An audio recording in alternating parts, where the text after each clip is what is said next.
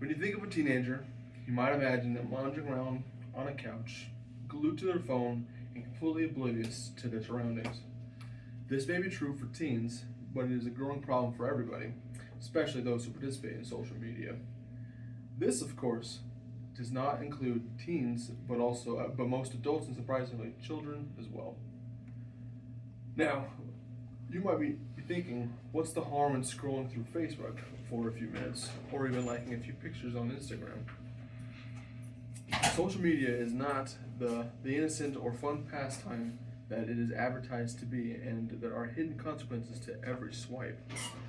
Today, I will be discussing the problems associated with social media, which include but aren't limited to mental health problems, children meeting strangers online, scam victims, and a general feeling of isolation from everyone else. Then, I will be discussing potential solutions to the problems we face with social media, such as having classes to inform people and their teens and children, or limiting what is being shared on social media. An informed public can make better choices, especially ones involving their children's livelihood.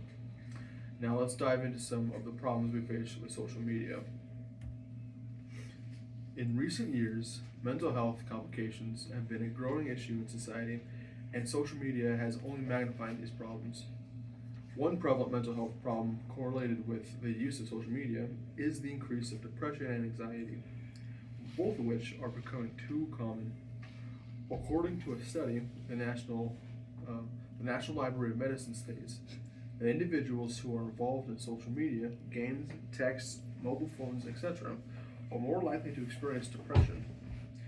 If you think about all people, children and adults alike, who use social media, that turns out to be a lot of people who are at risk or already experiencing depression and likely anxiety as well. Another mental health problem is that of low self-esteem and comparison, which is heavily influenced by anything in a teen's life, whether that be friends online or strangers. Social media platforms such as Instagram allow its users to post pictures of themselves in order to obtain likes from other people.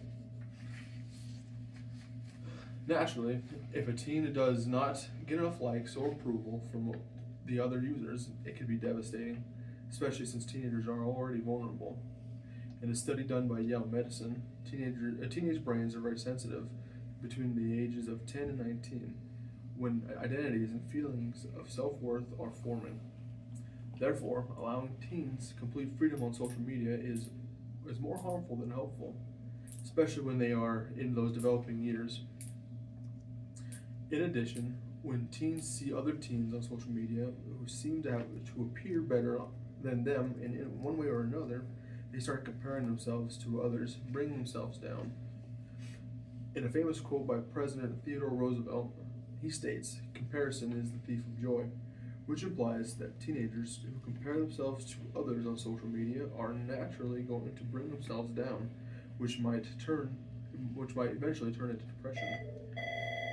As we can see, the development of mental health issues play a big part in the negative effects of social media, but another portion is how many strangers are on the internet.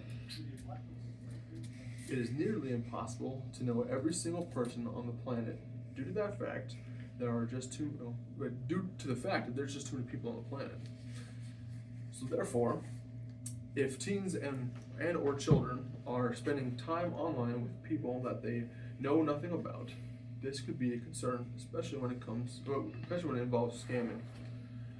In a guide created to assist parents with teens and the use of social media, it warns against online predators who might try to exploit them or extort them.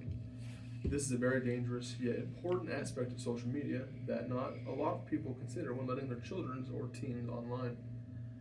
In addition, a lot of teens might overshare information about themselves, including what they're watching, listening to, reading, and some apps have location services that reveal their phone's location, not just to their friends online, but to potential predators. After all, you can never truly know who is at the other end of the line. Now that we've discussed some of the problems of social media, let's go over some potential solutions. Even though social media causes a lot of negative effects on people, it can also cause positive effects, such as allowing teens greater connection with each other, which leads to positive social growth. This is what makes solutions to the problem of social media so vastly difficult and different. Some people have advocated for a complete social media ban, or at least severely limiting the ages that can participate in social media. However, this could potentially limit the positive interactions that a teen has in their social lives, even if their social life is an online one. But if we leave social media unregulated, then various stalkers and predators have free reign on everything that teens share online, which could lead to a scam or maybe even convincing the teen to meet in person. I think that the more the general public, as well as parents, know about the dangers of social media, the more online incidences involving social media can be prevented, such as ones involving scammers or issues revolving around mental health problems. Together, we can inform others about social media, both the positives and the negatives, in hopes of preventing teens from making poor choices and encouraging better ones instead.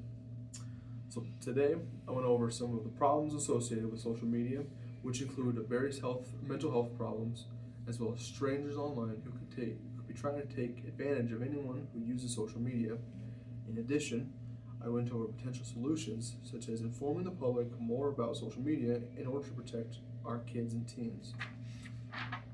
Together, we can make a happier, safer future for everybody. Thank you.